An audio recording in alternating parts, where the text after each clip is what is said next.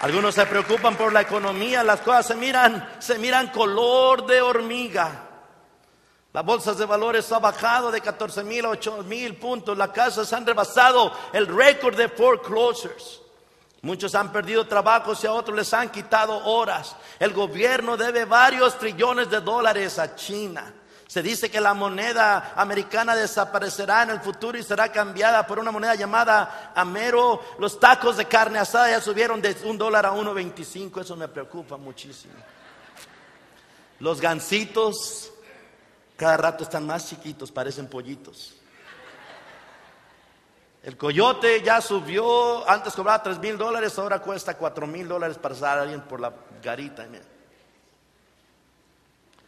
Pero no hagamos el mismo error que hizo el joven rico, que desconocía la economía de Dios, puesto que la economía de Dios no es basada en este mundo, sino es basada en el cielo, amén, donde el Señor tiene calles de oro, mar de cristal, puertas de perla, todo eso. La economía de Dios nunca sufre inflación, amén, siempre está disponible para ti, para mí. Por tanto nos dice: no os hagáis tesoro en la tierra, pero que hagamos tesoro en el cielo, donde ni orín corrompe ni la polilla destruye. Dios tiene una economía celestial, eternal, abundante, sin recesión, sin devaluación y sin inflación. La Biblia lo declara en el versículo 23 al versículo 30, leamos allí. Entonces Jesús, mirando alrededor, dijo, mirando alrededor, fíjate bien lo que pasó aquí. El Señor empezó a mirar alrededor. Empezó a mirar a cada una persona, empezó a mirar alrededor y los miró a todos. Los miró a todos. Y les dijo estas palabras a todos. ¿Quiénes todos? Digan: nosotros somos todos. Versículo 23, entonces Jesús, mirando alrededor, dijo a sus discípulos: cuán difícilmente entrarán en el reino de Dios los que tienen riquezas. Los discípulos se asombraron de sus palabras, pero Jesús respondiendo volvió a decirles: hijos, cuán difícil es entrar en el reino de Dios a los que confían en las riquezas. Más fácil es pasar un camello por el ojo de una aguja que entrar un rico en el reino de Dios. Antes de continuar leyendo, me gustaría explicarles lo que es la aguja. En esos tiempos había un cerro que se llamaba el Cerro de la Aguja, y tenía una cueva en la cual esa cueva podía caber un camello y las personas, pero los camellos podían pasar arrastrándose y le tenían que quitar la carga porque no cabía la carga y el camello. O tenían que quitar la carga y irla arrastrando, y también ellos ir pasando por allí. Pero los ricos, en vez de quitar la carga, en vez de pasar todo eso, polvear sus túnicas y para ensuciarse y andar de rodillas, ellos preferían ir y rodear el Cerro de la Aguja en su camello, y que ellos trabajaran más y tomar más agua y durar más tiempo que querer pasar a través de ese Cerro, la Aguja. Y Jesucristo les dijo: es más fácil a un camello que pase por el ojo de una aguja que entrar un rico en el reino de Dios. Y judíos, ellos sabían a qué se referían él. Ellos se asombraban más aún, diciendo entre sí: ¿quién pues podrá ser salvo? Entonces Jesús, mirando, les dijo: para los hombres es imposible, mas para Dios no, porque todas las cosas son posibles para Dios. Entonces Pedro comenzó a decirle: he aquí, nosotros lo hemos dejado todo y te hemos seguido.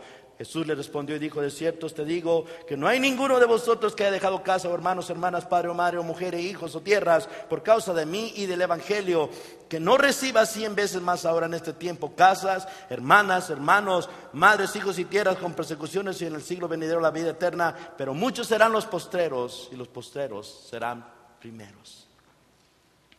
Hay una recompensa cuando tú y yo ponemos a Dios primero. Dios nos ha prosperado en abundancia. Yo recuerdo, hermanos, hace años atrás, cuando mi esposa y yo y mi hijo David estaba chiquito, tenía 1 año y fracción, cuando aceptamos el llamado de irnos a México a pastorear, y teníamos una casa propia en la Trípoli, en la ciudad de Selma. Nos había costado $109,000 esa casa. Pagábamos aproximadamente como $1,200 de renta y decidimos dejar esa casa. Yo tenía 28 años, mi esposa tenía 20 años y teníamos un niño de 1 año y fracción cuando decidimos irnos y dejar nuestra casa, irnos a México a rentar, que mi esposa lavara en lavaderos, comer comida del vulgo, la comida del mercado negro y estar allá limitados. Nuestro presupuesto mensual, vivíamos con $120 al mes. Pero vivíamos muy felices y cuando decidimos dejar todo para irnos, llevamos nuestros muebles en 2 vans, ni siquiera mudanzas, en 2 vans vacíos los llevamos a México. Y cuando regresamos dejamos todos los muebles ya en México y nos trajimos creo que solamente el refrigerador porque tenemos que tener la leche y todo ello. Y volvimos a empezar y quiero decirte, por esa decisión de haber dejado nuestra casa, haber ido a México a pastorear, Dios nos ha dado, yo creo que más de 100 veces ya nos ha dado el Señor. Ahora, después de 25 años, el Señor nos ha dado abundancia ahora. Ahora ya mi hijo está casado, tiene 3 nietas, gloria a Dios. Y ahora todos hemos prosperado. ¿Por qué? Porque hicimos una decisión de abandonar todo e ir por el Señor Jesucristo. Dios tiene un diferente plan económico, mejor que el del Banco de América, mejor que el Washington Mutual, mejor que la bolsa de valores. Si tú le das a Él tu corazón y deseas servirle a Él más que nada, y si le amas con todo corazón, Él te restituirá 100 veces más. Puedes decir amén. Te lo restituirá, hermanos, como cuando Él restituyó a Abraham con el cordero, cuando Él le dio el aceite y harina a la viuda que querían matar a sus hijos, como la viuda que Jesús recompensó antes de los otros ricos que daban de lo que les sobraba, como a los 4 leprosos que se iban a morir de hambre y ellos fueron al campo de los asirios y Dios les dio todos los despojos de los asirios y aparte les dio también para que le dieran a toda la ciudad de Jerusalén de comer. Y cuando Él te provea, todos digan, cuando Él me provea, entonces retórnale a Él tus ofrendas, tus diezmos, y Dios te retornará, como dice en Malaquías, que abrirá las ventanas de los cielos y derramará bendición hasta que sobreabunde, para que haya alimento en tu casa y para que tengas para proveer para los tuyos. Dar un aplauso bien fuerte a Jesús. He escuchado aún en medio de esta economía que hay mucha gente que ha sido bendecida. ¿Por qué? Porque la economía de Dios es así. Entre más le demos a Dios y más compartes con el pobre y compartes para las misiones y compartes para darle al Señor, entonces el Señor te dará 100 veces más. El problema no es la economía, el problema es el corazón. Así como el problema del joven rico que decidió confiar en su dinero más que confiar en Jesucristo. Alguien escribió estas palabras, dice, Dios es mi dueño y el dueño de mis posesiones. Ese es un verdadero cristiano. Dios es mi dueño y es el dueño de mis posesiones. Otro dice, Dios es mi dueño, pero yo soy dueño de mis posesiones. Ese es un cristiano no comprometido. Y la otra persona dice, yo me controlo y controlo mis posesiones. Yo niego las leyes de Dios y mis posesiones me controlan. Ese es un impío. Y un impío no solamente es un pecador, pero un impío es aquel que no tiene piedad. Que cuando mira que hay que dar al Señor para el pobre, para misiones, para que la iglesia de Dios continúe funcionando, el aire acondicionado, las luces, el equipo y todo, y no das, eres una persona sin piedad y misericordia, no piadoso.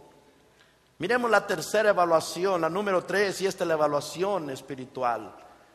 En tu PowerPoint allí mira que él vino humildemente y se arrodilló. Este joven vino al Señor Jesucristo. ¿Cómo dice la Biblia que vino? Vino corriendo, ¿verdad? Él viene corriendo a Jesús y luego al llegar se arrodilla delante de Jesús. Y le dice, maestro bueno, ¿qué es lo que debo de hacer para poder heredar la vida eterna? Todos los que me están escuchando en la televisión, en el radio, en el internet, en el CD o aún en el DVD, si usted lo lleva, deberían de hacerse la misma pregunta. Él no tenía motivos incorrectos al preguntar. Él se dio cuenta que le faltaba algo. Él estaba buscando por respuestas. Él estaba buscando por la verdad. Él estaba interesado también en lo espiritual. Maestro, ¿qué es lo que debo de hacer para heredar la vida eterna? Pero algo pasaba en ese momento. Este joven al llegar así, llegó así porque sabía que estaba perdido. Cuando Jesucristo le responde, este hombre se miró en la condición perdido. Dice la Biblia, pero él afligido por esta palabra se fue triste porque tenía muchas posiciones. Y Jesucristo dijo, cuán difícilmente entrarán en el reino de Dios los que tienen muchas riquezas. Este joven estaba perdido.